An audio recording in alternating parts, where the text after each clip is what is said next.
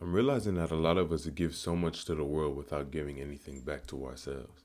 I think in our effort to achieve certain things or to reach certain goals, certain milestones, we don't give ourselves the validity necessary to actually achieve those certain somethings. I think that it's not only about what you do, but how you do it. And I don't mean that in the sense of like how you do the specific action, but what you bring into it via your own perspective of yourself.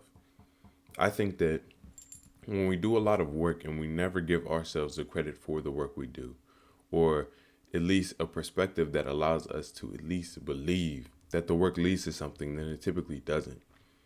If we're constantly working at similar ends and we're constantly, quote unquote, doing our best, I find that many of us are at some type of dis-ease with the world around us. Like we try to make this certain thing happen in one sense, and it doesn't work out. So what's left for us after we do our best?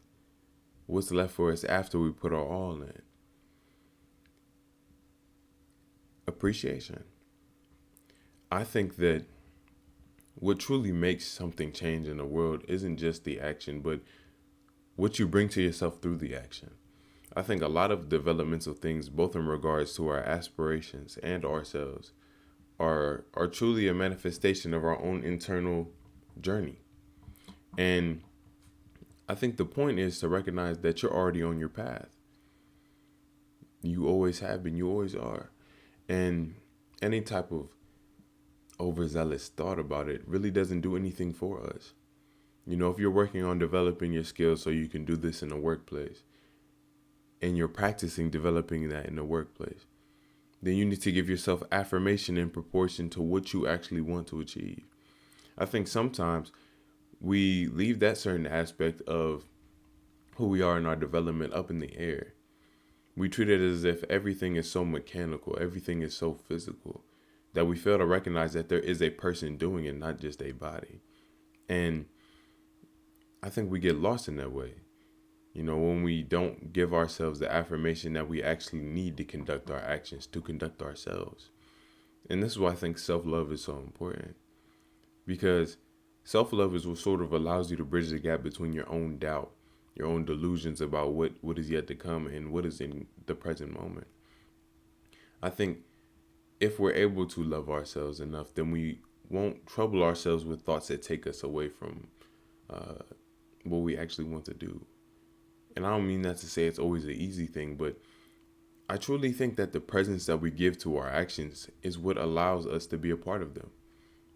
You know, when you're doing something and you're allowing your mind to sort of whisper in your ear certain negative things, certain this, certain that, I think it's not necessarily about combating the mind, but at least accepting or realizing or stating to yourself that your mind truly doesn't have to have any bearing on what is occurring. It's sort of about allowing yourself to be in the moment, allowing yourself to create your experience. I think the more we're stuck in analysis, the less we're actually able to create. And if we want to create something new, it's about being part of the creation. It's about creating yourself new so you can project that newness onto the world around you. I think we need to recognize that life is truly coming from us. It's the way that we are constantly connoting our experience and projecting ourselves onto what we see around us. And I think if we learn to invest love within who we are and appreciation within our perspective of both what we do and who we are, then no matter what is going on in the quote unquote world or your vicinity, you can learn to appreciate yourself and learn to actually be a part of what you're creating. And that doesn't always mean you'll be in 100% control, because it's not about control of the world. It's about controlling yourself to not be based solely on the world's events and truly allow yourself to flourish as someone who's you. Who you are isn't a point of reference, it's where you are. Who you are is not to be referenced to every single person and compared to every single circumstance. I think when we allow ourselves to sort of be in that spectrum of comparison, we lose ourselves because we think who we are is in reference to someone else's greatness or lack of. Um, and I don't know. Recently, I've been thinking about the whole idea of putting myself into my efforts and, understanding the balance it truly takes to achieve something.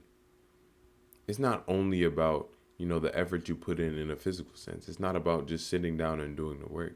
I think I was getting so caught up in that I failed to realize that, there was a person doing the work. I failed to realize that you need to give yourself affirmation throughout your entire experience. Otherwise, the experience becomes about the outcome rather than you. The path becomes about the destination instead of actually walking. And in that way, we stop walking. We try to find shortcuts. We try to take leaps. We try to do things that lead us to take missteps, that lead us to not recognize obstacles in our path. And then we fall short and have to stop for a little bit to handle something. I think once we give ourselves a certain amount of presence and affirmation where we are, then it becomes about enjoying the path, enjoying everything that we can see while we're walking. And that's why I think walking the path is so much more important than chasing an outcome. Because if we're able to walk it, we can see all the beauty that sort of sits on the outskirts of our path. The beauty that sits in each passing person, each passing experience, and taking in that beauty. Sometimes I think it's important just to appreciate the fact that you get to experience other people and experience yourself, experience your current circumstances. Life can only be lived, or your life can only be lived through your own perspective. And I think that's sort of a cause for celebration. Like, no one else can ever see the world exactly the way you see it. And that's not cause for like, oh, dang, I can't really connect to anybody. That's all the more reason to connect with everybody, because everyone is doing that same thing. All of us are always catered and geared with our own perspective, so long as we give ourselves the eyes, the perspective, the view, the openness at which to see it. And I think that openness is something that can be easily attained in a way, because your openness with the world is really just about the choice you make to be open with it. It's about, sometimes looking outside or looking at people or looking at your experience and overall and ridding yourself of thoughts about it and allowing it to be the way that it is. I think that's how we truly see something. I think when we enamor it with so much of our bias, when we project so much of who we are into what we view and what we see and what we are, we cease to see the thing for what it is. Instead, we see it for what we are. And if we're harboring some type of negativity, if we're harboring some type of doubt or negativity or anxiety, then it's going to perpetuate into that certain something. And that's why I feel like it's not just about the mechanical work we put into our goals. And it's not just about the perspective either. I used to think that a lot, that, the certain amount of work didn't necessarily need to be put in and things will find themselves out. And I think that's true. But I don't think you can pray to catch the bus and walk to the bus stop. You sort of have to do your part in it. And I think that's what truly allows manifestation and allows you to bring something into the world truly, is when you're actively bringing it into the world. It's sort of like your action in the mechanical sense and the physical sense is what opens doors to things to appear in your life, to opportunities, to things. If you can't prepare yourself for an opportunity, there's no point of an opportunity in the first place. And if you don't feel prepared, then why would the world, why would the universe, why would the all, why would anything, God, whatever you want to call it, put something into your life? I think a lot of us are waiting on ourselves in a lot of ways.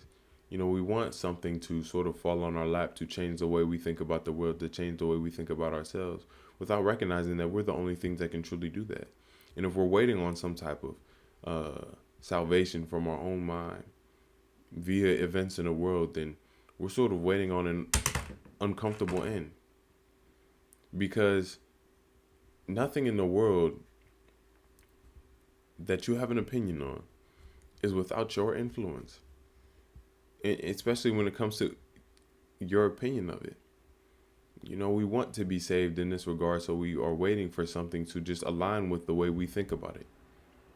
And if we're recognizing that we're just waiting on something to align with our thoughts, then why not align ourselves with them? We want to be confident, we want to be this, we want to be that.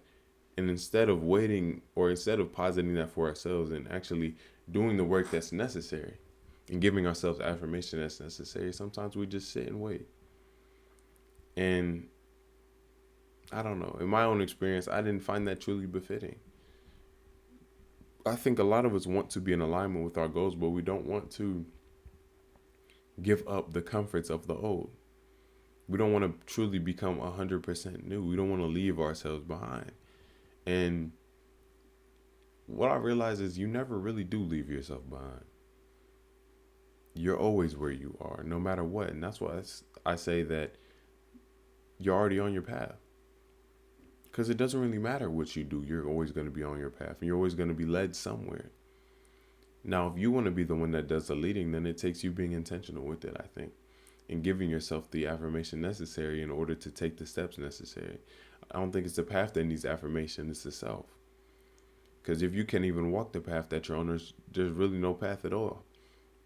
You know, and when I say walk the path, I don't necessarily mean take any steps. I don't mean that you aren't already on your path. I mean that to say that when we want to go in a certain direction in terms of our goals, acquisitions, this, that, and the other, it truly is about doing what you can, what you have, doing what you can, and putting yourself into your goals, your desires, your life. I think that's what breeds beauty. That's what brings beauty out of it. Is you putting beauty into it. The beauty being you. We're all an aspect of the beauty that's in the world. There's no beautiful moment that we experience that we are not part of.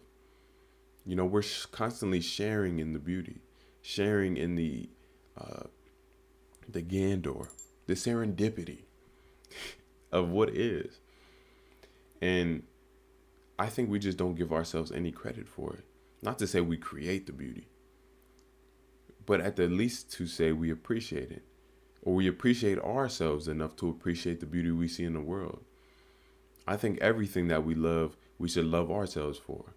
Anything that brings us to a positive feeling, we should appreciate ourselves for opening that door to that positive feeling. And in that way, we sort of ground ourselves in our own appreciation, ground ourselves in the actions that led us to where we are. And in that way, if we can ground ourselves in appreciation for our action, then we can be less oriented on certain outcomes in order to feel appreciative and powerful. And when I say powerful, I don't mean dominion over other people. I don't mean ability to control other people, but truly ability to control yourself and your own perspective. I think it's important to recognize that there's always going to be enough to go around for all of us. And I don't mean that to say it has been allocated in that way, but to say that I think if you can gear yourself with the right amount of perspective, and I mean truly love yourself and integrate that into your perspective, there's not truly anything that you can't do. I think when we write our goals out and make them apparent to ourselves, and we actually begin to work towards them wholeheartedly and earnestly and with an honest perspective, then we're often led to exactly what we search for. But the how is, I think, how people get mixed up in it. You know, sometimes doing your best right now isn't going to get you everything that you desire, especially how you look at it or how you want to see it. It might give you something proportional to how it can be expressed now. You know, you can, I don't know what's a good example. Say you wanted like $1,000,000 right now. I want $1,000,000 tomorrow, and you have no plan, I have no platform, have no how. You're not good. You likely aren't just gonna fall across $1,000,000. But the thing is, you may work one shift, you may get 100. It's not necessarily about, referencing where you are to your end goal, but appreciating every single thing that you do receive as if it is your end goal. And in that way, we're already there. In that way, you've already given yourself the thing sufficient to actually give yourself the appreciation necessary to continue to move forward. It's when we degrade our present experience and degrade what we currently do when we are trying to do our best that we lose our ability to continue to do our best, because then we consider it, oh, the best is not enough, or what we currently have done for ourselves is not sufficient enough to continue. But it always is, and it always has been, because no matter what, things are going to continue, and doing your best isn't going to limit you. Doing your best isn't going to harm you in any way, especially if we don't allow our ego to get so involved within everything, especially within the network of time, that we think we have to degrade ourselves in proportion to how long something takes. I think that's only going to make things take longer, because the law of attraction or manifestation or anything like that truly works under the principle of your own belief and faith in yourself and in whatever it is that you're doing. And if we have enough doubt to take it away in reference to an amount of time passed, then it probably won't just appear into our lives. It's always about how you feel now. And when I say how you feel now, I mean how you feel in totality. I don't think a lot of us recognize how much our subconscious and our current experience is founded on what we have believed and thought in the past. Even your comfort in this very moment has been built by how comfortable you've allowed yourself to be in the past, in leading up to now, especially if we're not present and conscious of our own comfort and how much we're allowing ourselves to melt into the moment. Everything that we do is a concept that we've sort of perpetuated. And until we give ourselves back the reins, we're always going to think that things are based on everything external and has nothing to do with us. But it has everything to do with us. Not in a narcissistic sense, but in a sense of we have our own power too. We have our own ability to do certain things. And until we appreciate our ability to do, we won't have the confidence to do things much greater. You don't move a mountain by starting with a entire mountain. You move it by moving some rocks, moving some pebbles, moving some stones that may get in your way. And the same thing works with our appreciation and doing our best with ourselves. Sometimes it doesn't look like achieving your end goal right now, but achieving something in proportion, achieving something that can lead to your end goal, and continuing to take steps like that while appreciating yourself as if you did attain your end goal. In that way, the whole path becomes enjoyed. The whole path becomes filled with the beauty and love that you would give yourself at the end. And then when the end does arrive, it won't feel like something starkly different than what has been. It'll feel like, oh, it's finally in front of me, but I've always had it, you know? And I think that's sort of the beauty that I've been trying to attain in regards to my perspective of my goals. I think when we allow ourselves to be fully in the world that we are in and sort of outside of our mind, then we don't live in reference to everything around us. And a life spent not in reference to everything around you is the life spent free. You cease to be the subject of your own life if you only live in reference to other things. If we make everything the subject of our own experience other than us. You know, you're not here to be experienced, you're here to experience yourself. And that's all we're ever doing is experiencing ourselves. So positing some type of relationship and reference to everything around you is really only taking away from your ability to grab the reins and walk your own path in your own direction. And when I say your own direction, I just mean whatever your heart guides you to, truly. I don't necessarily subscribe to the idea that all of us have some specific, very specific thing that we have to do. I think that life's purposes and meanings are given by those who live it. And when I say given by those who live it, I'm not saying that everyone who lives life intentionally and does what they can just thinks of something random and chooses. But they're exploring their life and present enough in their life to recognize what they actually enjoy. And in finding what you enjoy, you find what you want to do. And in finding what you want to do, you find why you want to do it. And in finding why you want to do it, you find your purpose. You know, there's a million ways to the top of the mountain. And it's just about aligning yourself with who you are or aligning yourself with what you are, your awareness, long enough to recognize what makes you feel most authentic and what makes you feel most like yourself. In that way, our love, our appreciation, our intimacy with the life that we're living becomes something that's defaulted, becomes something that is just a part of our life, not something that we have to focus on. And I'm not saying that it's something that doesn't have to be renewed, because I think I lost part of my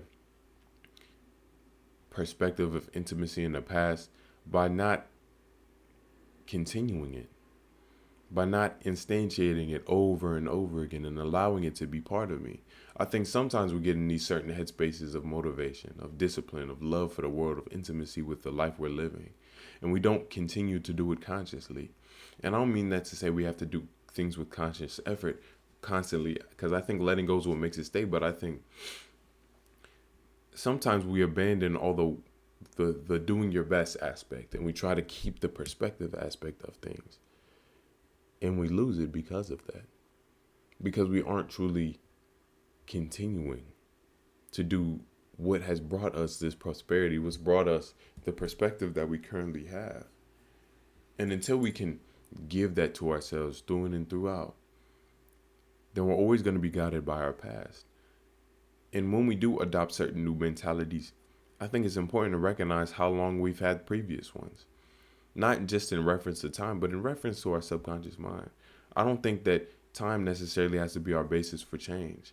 But I think if we are not intent with our change, then we just default to what we have taught ourselves and consumed over and over again.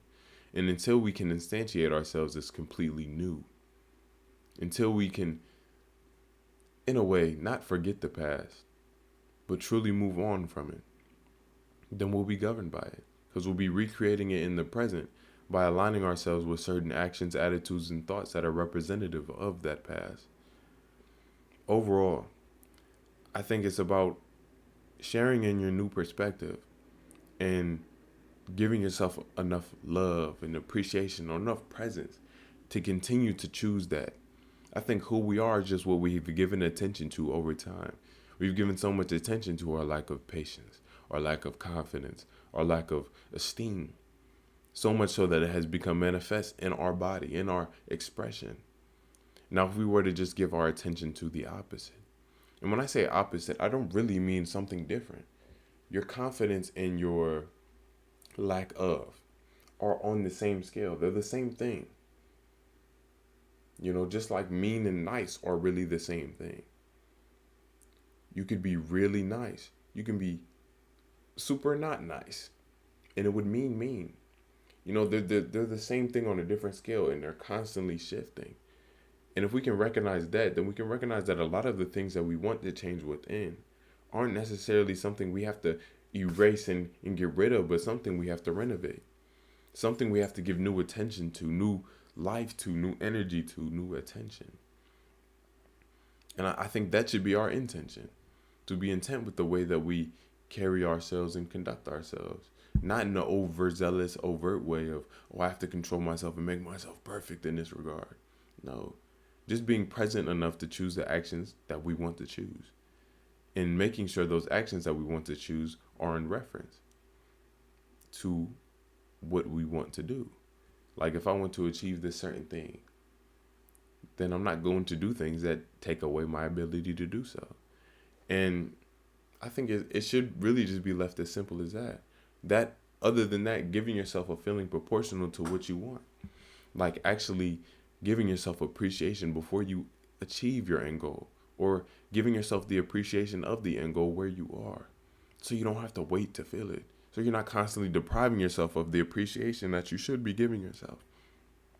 If we can recognize that all moments are present, all moments are now, and you're going to experience, or you want to experience the outcome in the present, at least in feeling, why not give it to yourself now? It's not like you're giving it to yourself early, because you're giving it to yourself now.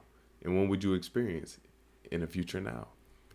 I think it's about breaking down the entire construct you have of time when it comes to your appreciation for yourself, and not basing yourself off of some chronology, and simply giving yourself all that you can where you are now, truly doing what you can with what you have, the thing that you have mainly being yourself. All that to say thank you. I appreciate each and every one of you who have made it this far in the video, and if you didn't make it this far, thank you anyway. I have been making a little bit longer videos recently. I don't know what it is. Let me know if y'all mess with the longer vids. All in all, keep being y'all, keep being great. Make sure you're taking care of yourself, doing what you can, what you have. A lot on the way, a lot are here, booking October. And yeah, thank you.